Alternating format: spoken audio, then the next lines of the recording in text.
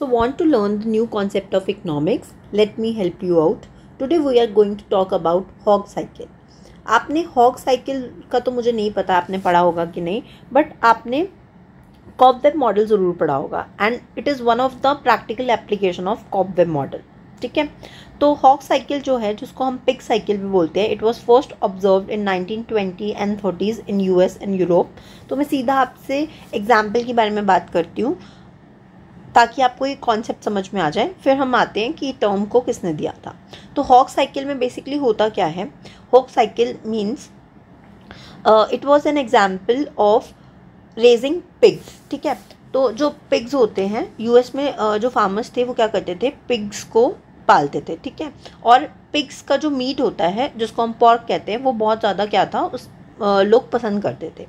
तो फार्मर्स ने ये चीज़ देखी कि पिग का जो मीट है यानी पॉर्क है वो बहुत ज़्यादा फेमस हो रहा है. तो उन्होंने क्या करना शुरू किया, उन्होंने देखा कि जो पॉर्क है उसका प्राइस बहुत ज़्यादा है मार्केट में. तो फार्मर्स ने क्या किया, बहुत सारे पिग्स को ब्रीड करना शुरू किया.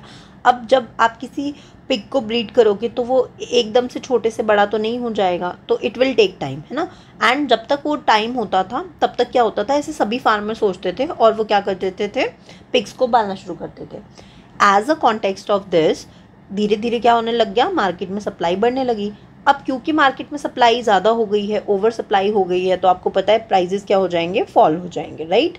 अब प्राइजेस के कट करते ही फार्मर सोचते हैं कि पिग्स को पालने का कोई फ़ायदा नहीं है, एंड वो क्या करते हैं, पिग्स को पालना कम कर देते हैं या बंद कर देते हैं, जिसकी वजह से सप्लाई फिर से डिक्रीज़ हो जाती है.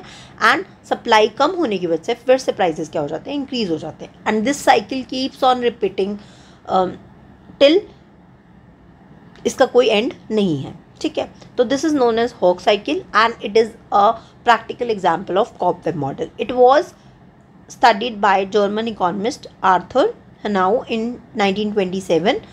ठीक है, जिसके बाद ही टर्म जो है वो बहुत ज़्यादा फेमस हो गया.